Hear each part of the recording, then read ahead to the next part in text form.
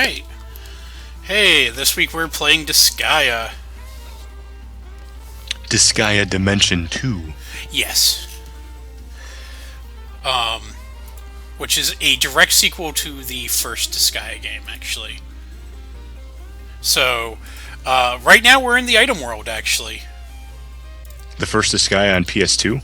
Yes, the first Disgaea is on PS2. Yeah. This one is like I said, it's a direct sequel. I think it takes place like 5 years afterwards. Mm-hmm. And yeah, this. Why didn't you take any damage? That was weird. Okay. You're further into the game, right? I've beat the game. This is all post-game stuff. Okay. Okay, and that killed him for some reason. So yeah, no problem there. How many hours do you think it took to beat it?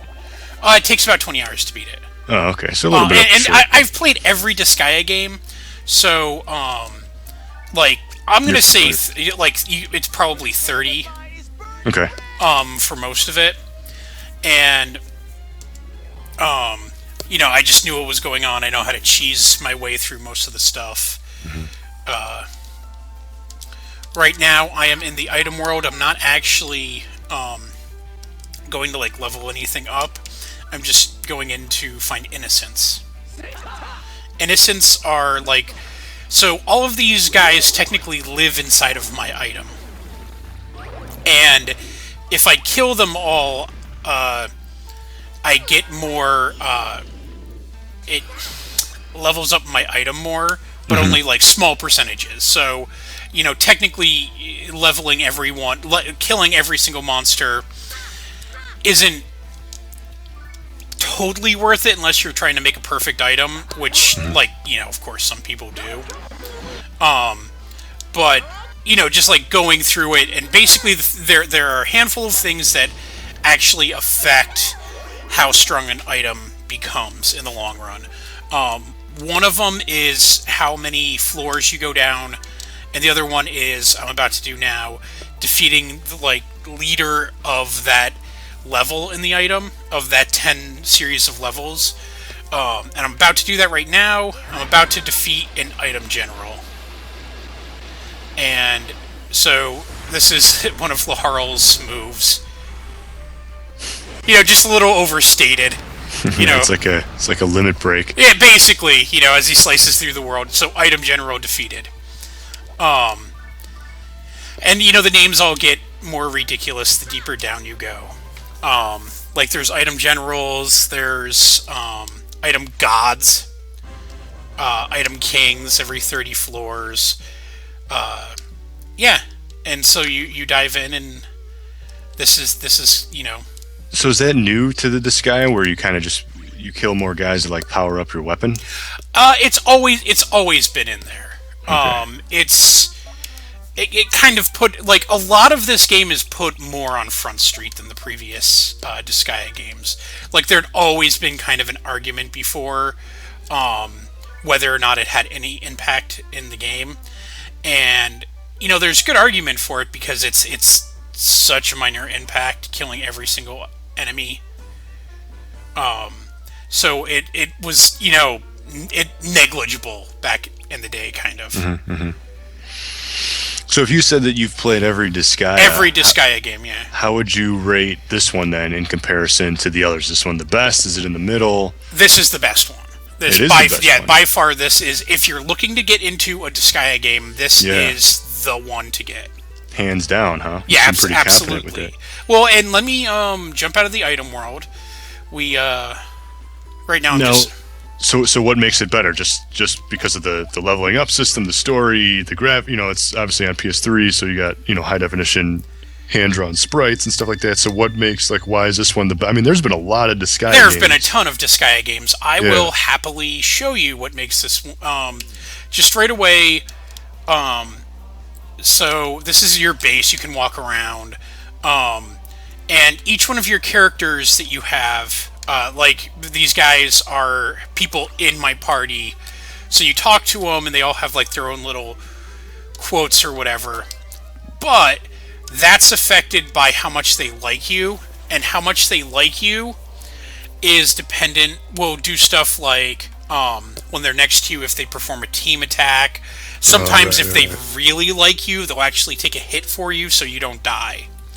So Kind of like the latest Fire Emblem. Had a system like that. You kind sort of of like that. And like this buddy one, up with somebody. like my healer, who loves Laharl, who's my kind of my main character, will like if I talk to her, will randomly say stuff like, "So, when's the marriage?" Just because like Yeah, they're in love, you quote. play. Yeah. Yeah. So they're sort of playing off of that, and this is sort of what makes. Is this new to Disgaea? Because I don't remember like there being like an overhead kind of RPG where you can just like walk around. Where I They've mean, I only played the first Disgaea they've years ago when they've it first came always out. had the castle. It wasn't this robust. There was like, you could heal. You could heal. You could go to the weapon shop. There was a handful of stuff like that. But for the most part, it wasn't. It didn't have like talk to your characters and stuff like Yeah, this. yeah. Now this is what I wanted. This is what makes it different. The cheat shop. You can go in and directly from here adjust like how much experience, how much money, how much mana. Mana is basically what you use to pass bills, so you can actually make your character like jump higher, counterattack more, that sort of stuff. They can get better at weapons quicker, and you can just go in and move one to another, just like that, in here. Oh, so you could just mess. Now, does this only become unlocked after you beat the game? First chapter, when you start First the game. chapter, so you can play the whole game, kind of like just wickedly throwing off the balance, then, huh? Absolutely. Oh wow! So you can just play however you want to play Yeah, it. well, and this is also so. If you've played other Disgaeas, you know that you used to be able to pass a bill in the Senate to make the enemies stronger, and there were always 20 of those. In the last game, you used to be able to pass 5 at a time. In this one, they've just done away with that, and it's just a slider that you can be like, nah, I want them like times 20 stronger. So in a way, that almost gets rid of like grinding. Like you don't have to grind. Yeah, you can just adjust. Well, Yeah. I mean, you have to grind to a certain point because like you have to be at least as strong as the people there. But if you notice that you're not getting the experience you want, you can just come in here and I mean, tone it down you've always been able to do that in Disgaea, but it's kind of been a chore to do that. Land of Carnage mode makes a reappearance. That's deep. That's deep Disgaea kind of stuff. Like you have to play a lot of Disgaea for that stuff to make any sense. But also, you can turn off auto heal. Like so, you can auto heal. You can get no experience, no weapon mastery, no special skill mastery. So you can turn off all this stuff and basically make the game as hard as you want if you wanted to. And all of that stuff's available from the beginning of the game. Wow. And Yeah. that wasn't in any other Disgaea. No, that's the cheat shop. That's brand new this time. And that just does the game tell you about that, or you just gotta like randomly walk over there and like find that? they sort of mention it like throughout. They'll be like, "Hey, new stuff's added to the cheat shop," but they never really discuss what the cheat shop is. So you kind of have to stumble into it on your own. That's pretty unique. Yeah, but some of that stuff that I was talking about was available at the Dark Assembly that you would go into, and you could, like, I want to increase my critical rate, I want to increase my counter rate, I want to increase my jump power, my throw distance, my movement rate. All like a lot of this stuff is the same that it's always been throughout the Disgaeas, except some of the stuff like the leveling thing that you would use on a constant basis in all of the Disgaeas, they've just moved out of the way, so you don't even have to come to the Senate anymore. And these are all of the character types that you can make, including like after you've defeated an enemy, they show up at the base, and you can create one of them to join your party. And so these are all of the character types just like this. And then, as you can see, there beyond character types, there are also tiers of each individual character. So you can kind of see that I've gone through the process of unlocking some of them. Yeah, you've been playing this quite a bit. I'm a little under 30 hours in. You can reincarnate your character. You can bring him back down to level 1. Doing that, you get bonuses when you do that every time.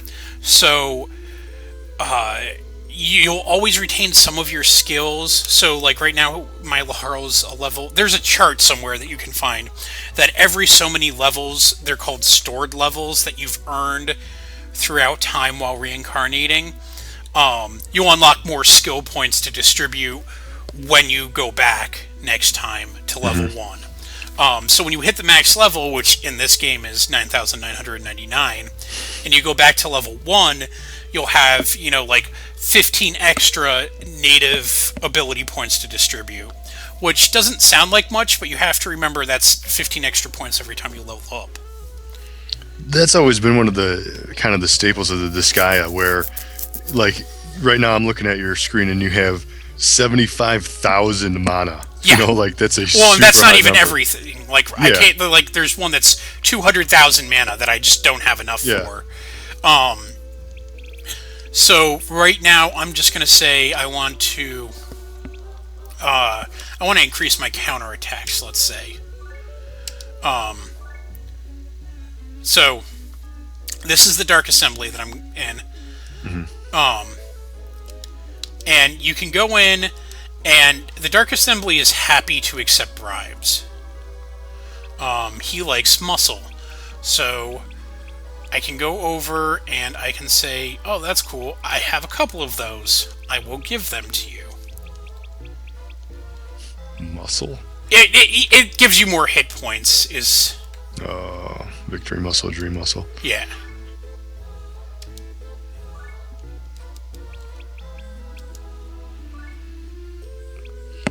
Who's the publisher on this? Who's the developer? Nippon Ichi. Answer to both of those questions. Wasn't Atlas was never in charge of this? No, Atlas published the first one before Nippon Ichi had before they had like a foothold in America, kind of. So he went from total opposition to in favor of the bill, with me just kind of giving him some items. So that's sort of all you do in the Dark Assembly. And let's just start the vote. They're voting yes or no if I should be able to counterattack more easily. And it passed, which I was kind of hoping it was going to fail. What I was hoping to show you is there's actually an option that you can just straight up give them money to pass the bill if you want now. So that's a very unique system. Yeah. I mean, no other game has it. Like, you gotta, if you want to kind of like change your stats around, you gotta go to court about it. Yeah. That's nuts. And the funny thing is, there's just so much like small little nuancy stuff that I really just like about this game. All right, let's move my gladiator. So this is... Oh, and I didn't notice this because I haven't done a bunch of innocent management yet, but they have an innocent warehouse. Before, when you're moving your innocents, which are these guys, around on items, you would have to like select the item, select where you want to move it to, and all that stuff. Now they just have a warehouse that you can kind of dump them to hold, like a holding place, which is cool because I didn't know that was there. Because that makes my life way easier. So basically, you get like a sword, and then in order to level up the sword, you have to kill these innocents, which are just monsters, and then you basically put their soul or something inside the sword. Is that it? Well, there are two types of monsters inside of every item, basically. There are the innocents, which are basically good guys, and then there are just the normal monsters. And normal monsters, when you kill them, they slightly, after, 100 or so, will go towards, a stat. But innocents have their own stats that they'll power up as you go through and subdue them for your cause. Like right now, I'm moving over a gladiator. So this is a level 98 gladiator that I'm moving over. My sword has a 1967 attack rating. I move the gladiator over, it gains 100 attack rating. Okay, and then you get these innocents by going to that land that you were just at by killing all those guys, right? Yes. And as you can see, like right here, it says innocent, professional, on my Moro blade. Yeah. So and when it's read like that, that's an unsubdued innocent, and that's just what's natively in there. Okay. So another unique system. Yeah, you're right. Yeah, and like you get prizes for doing this too. So like when I go to the hospital to heal my guys, like get treatment. Let me equip him with this. So that added some hit points. Get treated. And these are all of the items that I've unlocked throughout time. Like here are the muscles that you were laughing about. Orbs, stuff like that. And these are just prizes that you get for using, the facilities over and over and over again. Very interesting. So this game is at the top in terms of quality in the Disgaea. What about, like, what do you think would be like number 2? Like, what's like, is this a good starting point for like, if you're brand new to the series, should you play this game first? I really think that you should. Just the way that they've streamlined absolutely everything in this game, I think that this is probably the best place to start. It's going to ruin you for every other Disgaea game, because you're going to go back and you're going to be like, oh, where's this? Where's this? Yeah. Why is this happening? Like, when you get a game over in this game, it's not game over. Well, except unless it's an ending, because if you lose certain battles, that's just a straight-up ending of the game. It gives you, like, a specialty ending and the credits roll. Right, like a Chrono Trigger style. Yeah, like when you lose to Lavos, basically. Yeah. But if you lose in a normal battle, it flashes a quick game over screen, and then it sends you right back to base, and everyone's dead, and you just go to the hospital and revive them. Yeah. And that's it. That's as easy as it is. And it's like, oh, this game really, like, just doesn't give a fuck anymore, and it's just streamlined everything. Yeah. Well, I mean, after so many games, so many versions, so many sequels, I'm sure they've had time to refine their skills. Well, this franchise is a decade old, and it's the fourth one, I thought that the fourth one did a lot of stuff that I was really happy, really impressed with. That, it was like one of those moments that I'm like, oh, wow, there is, like, still new shit that they can be doing with the Disgaea franchise. Yeah. So I really like the fourth one. Let's just go in here and grab some statisticians. So the fourth one, I really like the second one. I know a lot of my friends that actually play these aren't huge Disgaea 4 fan or Disgaea 2 fans. Yeah. But 4 is pretty good. And 4 had a bunch of DLC? Yeah, Nippon Ichi isn't really great about their DL. That's my one complaint about that company, is that they kind of... So one of the other series that I really like, the Atelier series, they'll sell characters for like $5. And it's like, it's sort of like selling an extra character in Final Fantasy VI for $5. When you're just like, yeah, dude, I have 20 other characters. I'm all set. Like, I have characters that I'm actively not using. Yeah. I know. I mean, they probably do that because, not everybody's going to buy this game. This is a very niche game, you know what I mean? So the people that do buy it are usually going to play the hell out of it because this is who they're making the game for. So if they're going to play the hell out of it, they got to try to get a couple extra bucks, squeeze a few squeeze a few extra dollars out of these hardcore gamers by selling, characters and DLC. A lot of really diehard fans will actually call it the otaku tax. Right.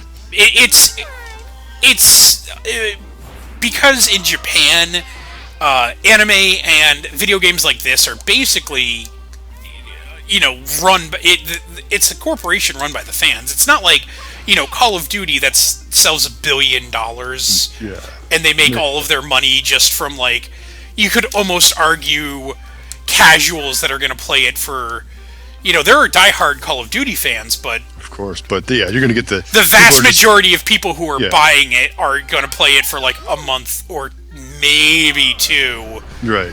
And then just be done. Not play it, right, exactly. And be done with the game. Yeah. Just because it's the thing to do. There's so much hype around it. It's like, how can you not know what this game is? Yeah. Whereas this game, it's sort of like, it's a Disgaea game.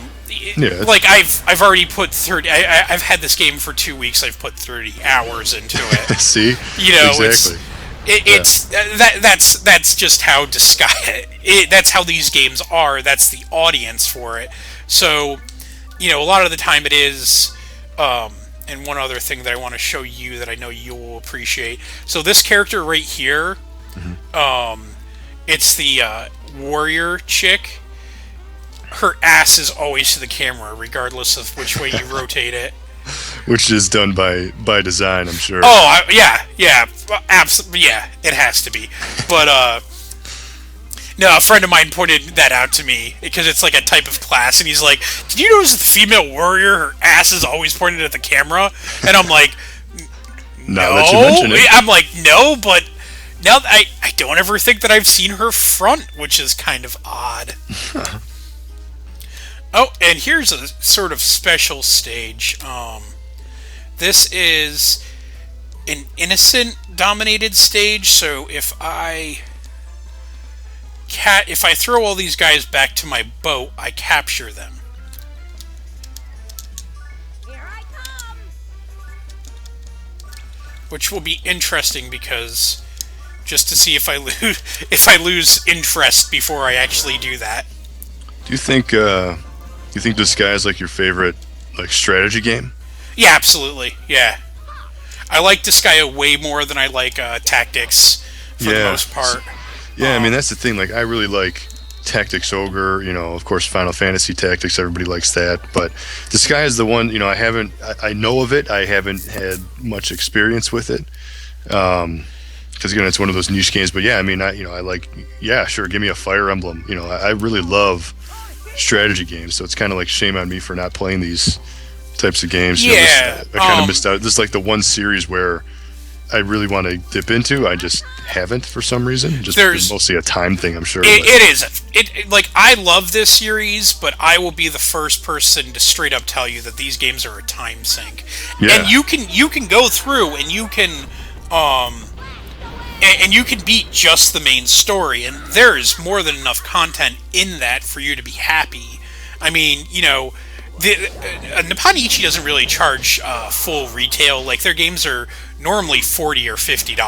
They're not instead of the full 60. Yeah, instead of the full 60. So it's like, there's a ton of content in here that you can get to if you want to, but in the same instance, like, you can be done with this game in normal RPG time.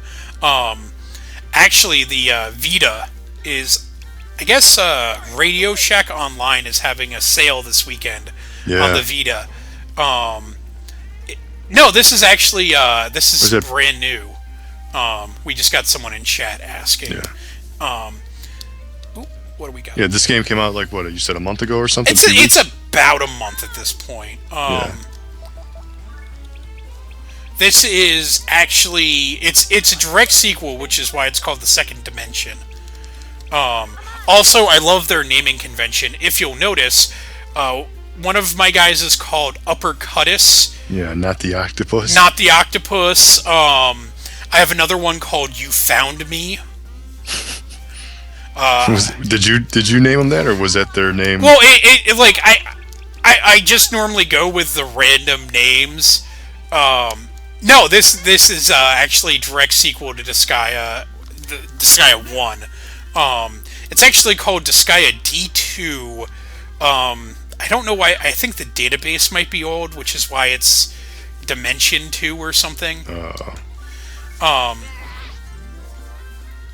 But yeah, the naming they go to the fans every time they make a new one of these, and they say, "Give us names for us to use in the game for the randomly generated thing." So it's not the standard boring thing, and I really think that this time around they went above and beyond. These are like horse names, like when you go to the horse track. Oh yeah, dude, I've seen one that literally said "new game," and I saw that and I'm like, oh, that's really clever, and I didn't really notice how ridiculous they were until you spend some time with it and you just no, I was actually like making a thief, because it's like it's a class that like you don't really think about a lot at first, and then later on I was just sort of later on I was just like creating a thief, and it's just like the first thing that popped up was not the octopus, and I'm like, I have been seeing. Yeah, I'll take that. Yeah, I was like, I have been seeing weird names around, and like every now and then I just notice like one would stick out, and it's like there were a couple times like I'm sure you've noticed those little squares on there. If there's color flooring and like a triangle on it, it'll add a special effect to that color of the floor on the stage. Mm-hmm. So you'll get like attack plus 50%, experience plus 50%. Like ally move damage is one of them. So if you walk across it, you lose hit points. Mm-hmm. And they call those geo effects. Well, the funny thing is, they name some of the characters after the geo effects. So like I've actually seen a character that said ally move damage. Right. So I saw that and I'm just like, oh wow, that's really nasty to do to someone. Yeah, that's a little confusing. It's a little confusing, but at the same instance, like, really fucking funny. That's why they do it. Yeah. Did you play the Disgaea for DS? I did not. That's Disgaea 1. Oh, that's like a remake of the first one? It's just the first Disgaea. Oh, alright. That is actually the only Disgaea game I do not own. I own all of the other ones remade and everything like that. Mm-hmm. Except for the Vita ones.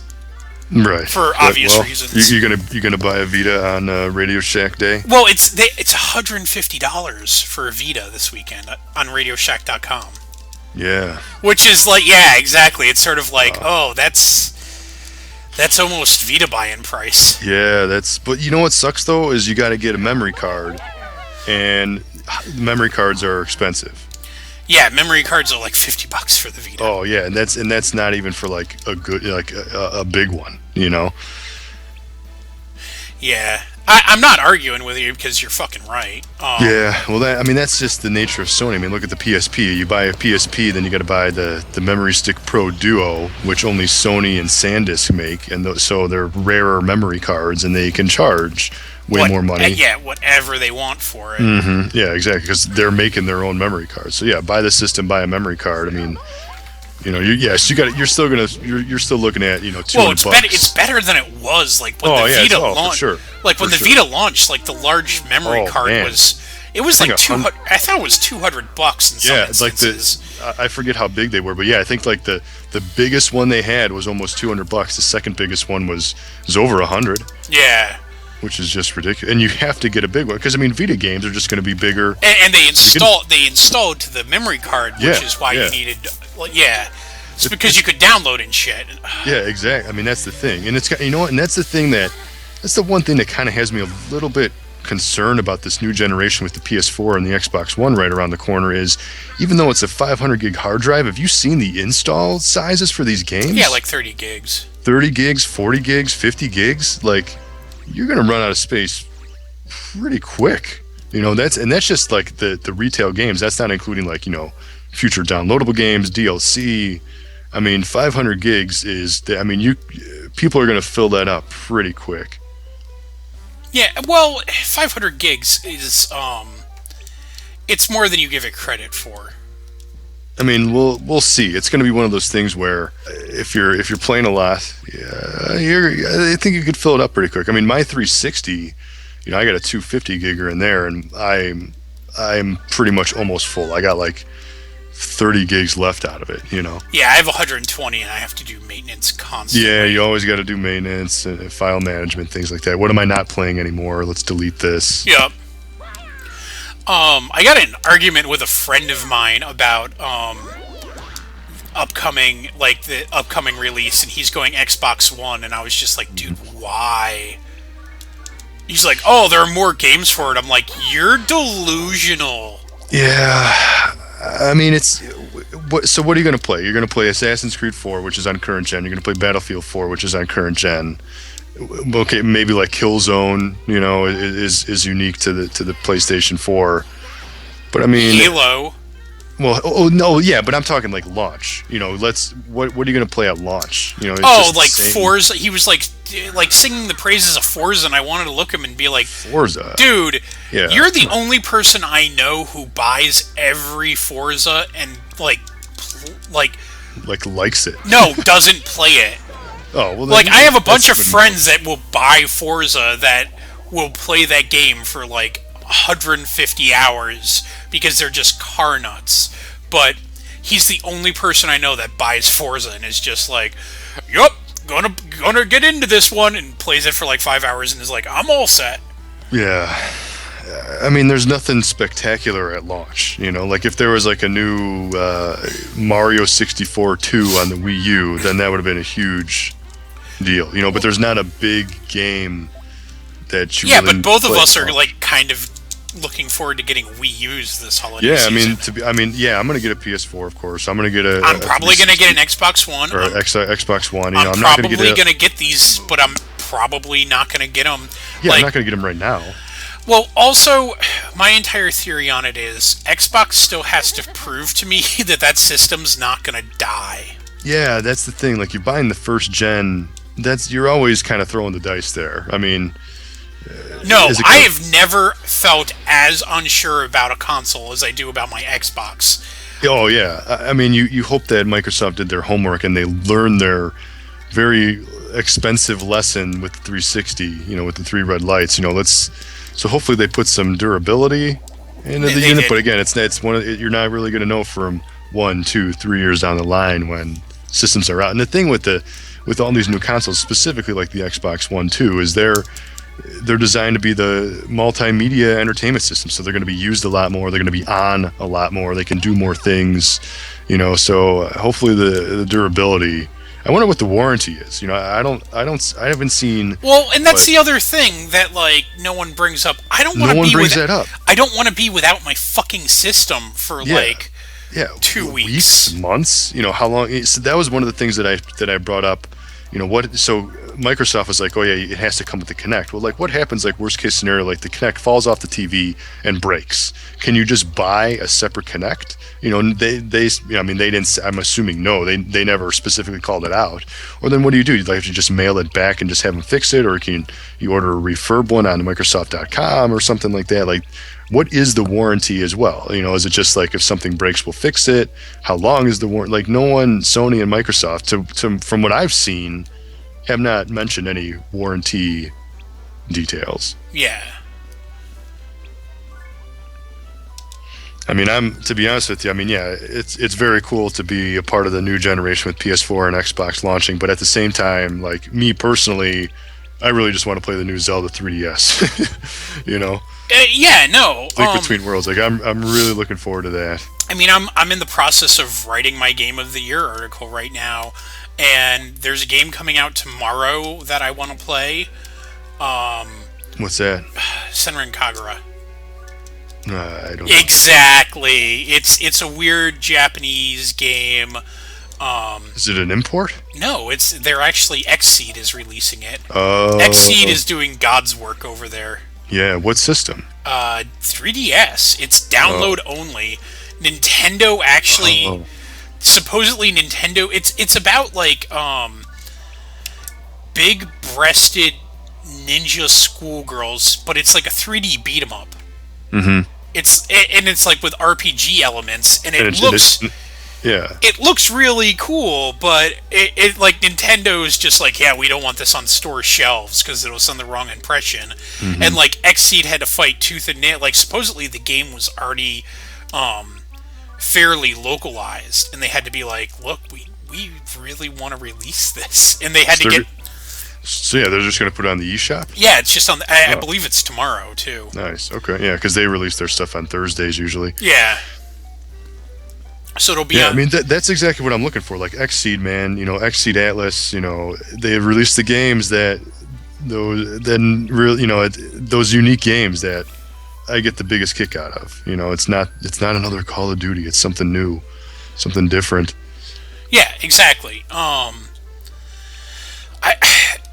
I like weird Japanese. I like being surprised by. Yeah. Sitting there and not knowing, what I'm gonna get. Exactly what. I mean, yeah. Look at games like Code of Princess. I fucking love Code of Princess. Yeah. And we've been over this a couple of times. Right. They're like Code of Princess. I think did that come out last year? Yeah, I think it. I mean, you can download it now on the eShop, which I think came out a little bit later. But yeah, I think the physical retail release was about a year ago. Yeah, that won my Game of the Year last year. Yeah. Which it like, for my own personal site, we didn't really. I don't know. Are we doing that this year on Mygamer? We should. Okay. We kind of neglect it, but it's just a lot of work. But yeah, we should. I'm gonna have an article so I can just transfer it over if you want to. Yeah. But like, no, it was just the game that I had. It wasn't, the most fun with. Yeah, it was heavily, there were problems with the game. I had complaints about it, but it was exactly the game that I wanted to be playing at that exact moment, which is, I don't remember the last time that I like played a video game and I'm like, I can't think of another game that I would rather be playing than this one game right now. Yeah. I had that same feeling with just recently with the 3DS game. I think it's like $4 on the eShop called Witch and Hero. And I recently posted a review published and made by Circle Entertainment, which is this, I think, Chinese. That looks like the Code of Princess chick right there. It very much could be her. This game has like tons of anime and other cross references. Oh my god, like a stupid crazy amount. But yeah, check out Witch and Hero on the 3DS eShop. I mean, it's so simple and so stupid, but for some reason I just could not put it down. I was so addicted to this simple game, and it's this sleeper hit game. Like, no one knows what the hell Witch and Hero is, but I'm so glad that I got to play it. It was one of the more entertaining sleeper hit games that I played this year. Well, what was it? Like Dylan's Rolling Western or whatever? Yeah, which is just on free this month, for another till the end of the month, basically, for Club Nintendo. I haven't actually played it yet. I downloaded it. I have it sitting waiting. I just haven't had a chance to play it, but that got really good reviews. Yeah, which is like you hear about it from places that cover that stuff, but there's just not a lot of coverage on it. And speaking as people that in theory could be covering this stuff, it's a little hard because so much of it comes out at once, and a lot of the time we have to spend our own money, and we're I know, of course let's be honest, if we're gonna spend our own money, we're gonna probably you're gonna buy what you want. Yeah, we're not gonna be like, I don't know, this Dylan Rolling Western thing, it sounds awful, but I'm gonna spend $10 on it. Yeah, I know. Like, that's and plus, it's just, again, I can talk all day. Of course, I'm saying this to the man who bought Style Savvy. Yeah, well, it was like $5 or something. I heard that game is like surprisingly deep. You know what? I played it for not that long, but it is pretty. I mean, if you're into that kind of shit, like, yeah, I mean, I'm sure you'll have a blast, But again, it's just that unique audience. Only a certain type of person is going to play that game.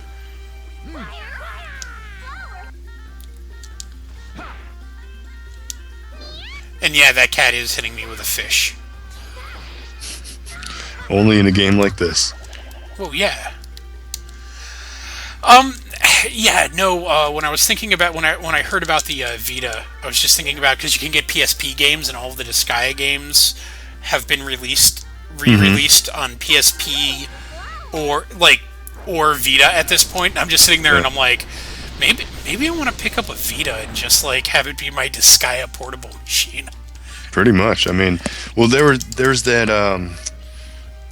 What Sony hasn't announced that it's going to come to the US yet, but it's like that Sony box or something. Oh, the Sony TV or the Vita Sony, TV. yeah, whatever the hell they call it, where you can just play, games on your TV, PSP games. I think you can play the Vita games too. Well, here's the thing that no one wants to bring up about that. It doesn't really matter if it comes to the States or not. Vita's region free. Oh, yeah. It's like the only thing that's not region free is the memory cards. Yeah. And when you're formatting a memory card, it literally asks you what language. Mm-hmm. And that's the only thing that you have to do. So if you buy a Japanese one, you could probably just say, "Yo, dog, this is American." It would be like, all right, I don't care.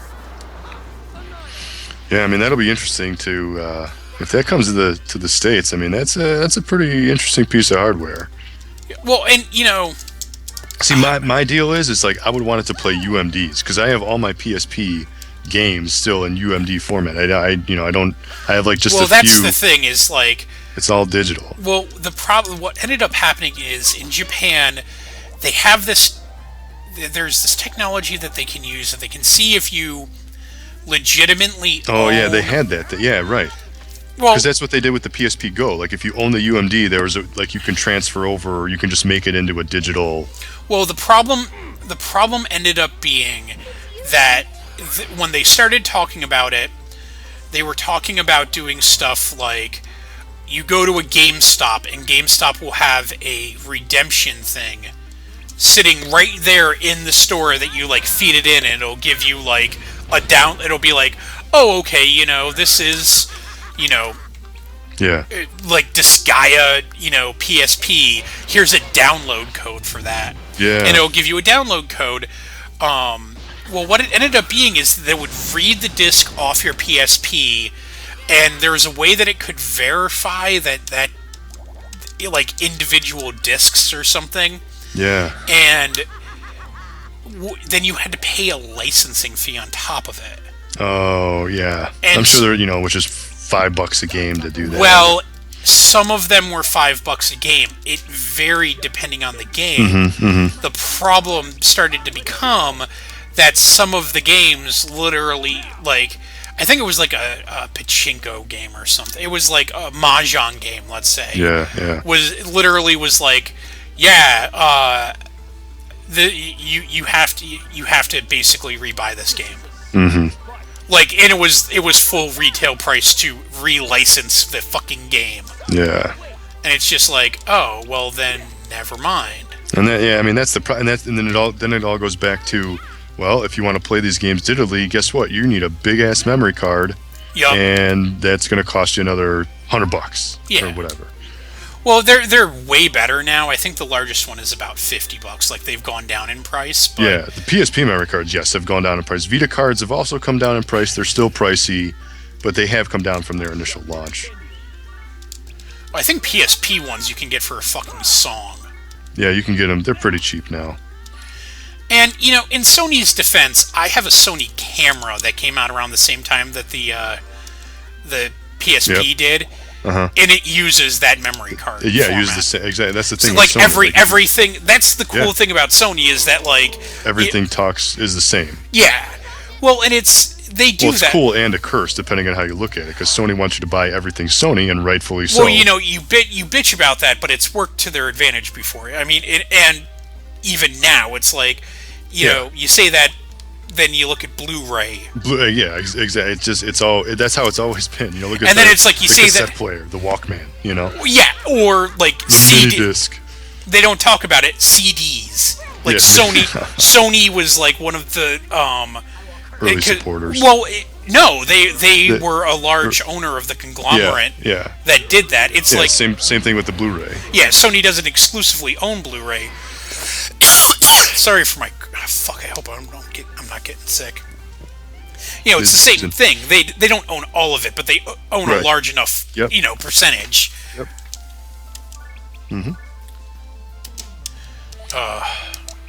So anyway, that's Disgaea. What do you think? You're like, I'm getting bored. You're doing the same thing over and over No, again. well, I mean, so you played Disgaea. I mean, it's always good to talk about the current events. I mean, this week we got the PS4 launch, and next week is going to be the Xbox, as well as the new Mario World on 3DS, the new Zelda, All right, Mario now- Party. Yeah.